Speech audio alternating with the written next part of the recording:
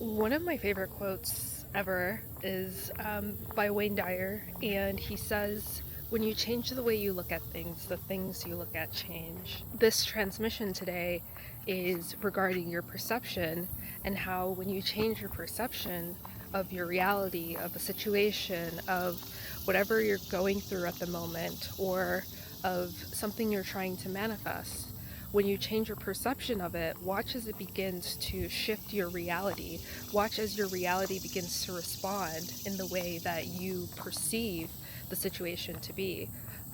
Some great examples of this, as you probably have experienced yourself, are certain situations with other individuals, whether it be a coworker or whether it be a family member, a sibling, a parent, whatever the case is, a partner, a spouse, right? You're constantly asking yourself, like, why won't this person change? Why does this person irritate me so much? Why am I so agitated? Um, all of these questions of all of these questions essentially put you in the victim mindset. All of these questions basically tell you that you are not in control of your reality, or you're not in control of how you feel or how you move or operate. And so I've talked about this before, but when we look at a psychological concept called the locus of control, this one really stuck with me when I took my psychology course, because a lot of people lack a locus of control. A lot of people lack the ability to say, hey, this thing is happening to me, let me make some changes. I am in control of my choices, and I am not subject to someone else's control or external forces, right? So, bringing it back, um, when we view or perceive these situations in that way, what we're basically telling ourselves is that we're going to allow it to persist, because we're constantly pinpointing our attention and our thoughts on why this is happening versus how can we change it. Um, Another thing that happens in these examples for in particular is that the universe is constantly showing us mirrors and reflections of ourselves. So before we make the decision to change our perception, you want to journal about the experience, the emotions, what is coming up for you during these situations, during this time, because this is where shadow work comes into play. This is literally the definition of shadow work, is to be shown a reflection of yourself and then bring it to your awareness, analyze it, and understand where this part of you is currently living internally. So that's the first step, is to journal about what you're feeling. What are you frustrated about? Why are you frustrated? Um, because ultimately, people are unaware of the impact or the way that they're making you feel. So, will they ever really change no matter how much you express to them this fact? Will they change? Who knows? So, all you can do is go within and understand how to make changes to this, right? So, first step, journal about it, write it down, scream if you have to, release it, whatever you got to do. Um, and then look within to understand what parts of you need to be worked on. And then at the end of that, decide to release the cords, the ties that you have with that situation, that individual, whatever the case is. And also begin, once you make that conscious decision to release, you'll start to see that people are only operating from their lens, their perspective. And so whatever they've experienced is what they're projecting onto you. And so when we understand that, when we take the driver's seat, and we're like, okay, I understand where this person's coming from. They may have grown up this way. This may be the norm for them. It's not the norm for me, but whatever. We'll leave it at that. I don't take anything personal, so don't take it personal. Once we recognize that, once we've released, once we've done the internal reflection, this is all a part of the shadow work, you can now decide how you want to perceive the situation. I do this a lot. previously when I had coworkers or when I was ready to leave a job and I was like, "Ah, I gotta hang in there," or like, I really hate it. But then, I changed my perspective and I was like, you know what? I'm actually really grateful and blessed to be in the position that I'm in right now, to be able to fund and fund my dreams and to be able to live in a space and a place where I don't have to worry about, paying my bills or anything like that. So I flipped my perspective and I also told myself that this is one stepping stone to where it is that I want to be. Or if it comes to an individual, this person is teaching me a very valuable lesson on this journey because it's necessary for the next part. So I've done a lot of these perspective changing exercises myself, and they've quite literally been a game changer because I can feel the shift happening instantly. Where the next day I show up to work, or I, have to have a conversation with this person, or whatever the case is, and instantly I can feel that tension and that cord no longer present. And so it creates this lightness, and then I'm able to clearly see, like, oh wow, this is an abundant opportunity for me. This is an experience that I was meant to have. This is a lesson that I was meant to learn because it's coming up in future experiences where I can now teach others how to navigate this same situation that I was in.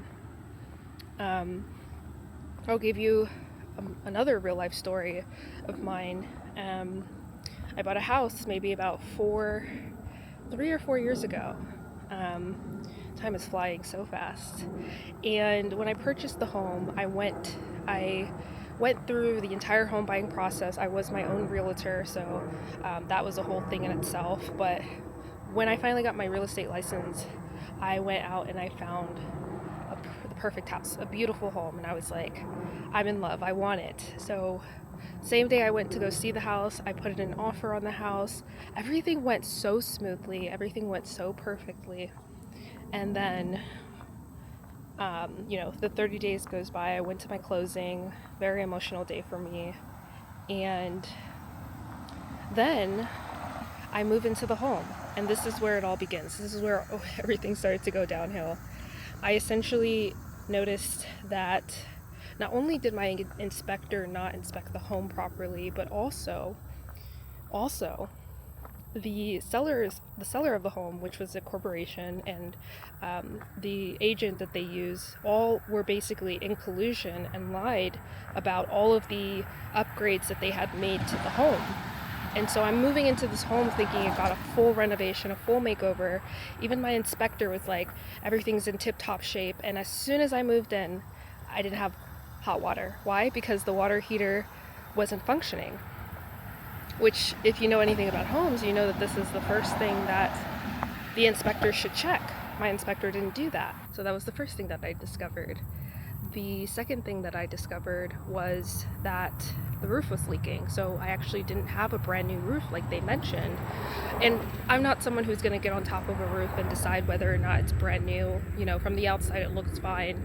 But that is definitely something that the inspector should have checked and notified. What was the other thing? The next thing was that they essentially added an addition to the home. And if you know anything about electricity, you know that electricity can only go so far, can only cover so much of the house. If the house was originally built to be 1,200 square feet, and the electrical systems are only built for 1,200 square feet, and the AC unit's built for 1,200 square feet, and you add an additional 400 square feet, whatever the case is, you need to upgrade the electrical system and you need to upgrade the AC unit. Neither of which were working my first week that I moved in. Electricity was working fine, but you couldn't plug things in. Anyway, long story short, I had to get all of those replaced over the course of 3 years. It was a very taxing and daunting process, and the whole time going through it, my perspective was, why is this happening to me? I'm so angry, poor me. And then all of a sudden, after paying for the HVAC units and paying to upgrade the electrical, and then eventually getting a new roof. After all that, well, really it was after the first two things that I changed. I was like, wow, I'm so grateful that I even have the means to be able to make these changes. And so what did I do? I started teaching other people how to purchase their homes, especially first-time home buyers, and giving them the exact step-by-step breakdown and sharing with them my story on how to avoid the same mistakes. And that ended up feeling so rewarding. And then also going into the fact that once I had my perspective change, some miracles began to happen. So I actually got my roof paid for, all of it. 100% of my roof was paid for. And I'm just so grateful that I was able to get all of that. Just the way the synchronistic events that started taking place after I started changing my perspective, all of the things that came into alignment in order for me to overcome this obstacle, and then also to share my experience with others so that I could help them navigate through avoiding any potential issues like this. But that's just one example. There are so many others, and there are so many ways that this can be done.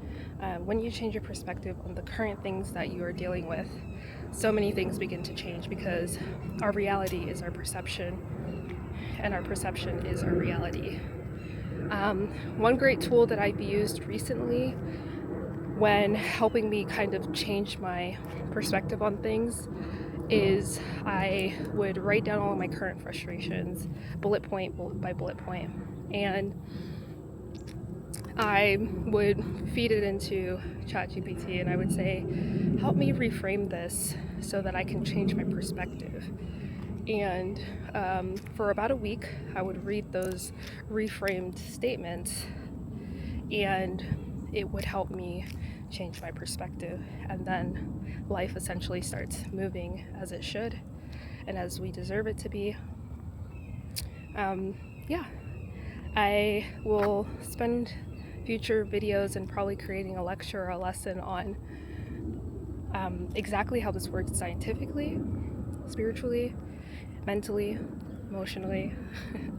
When you start to change your perspective, you'll start to see how you can achieve your desired reality. So that is my video journal for today. Thank you all for watching. Until next time.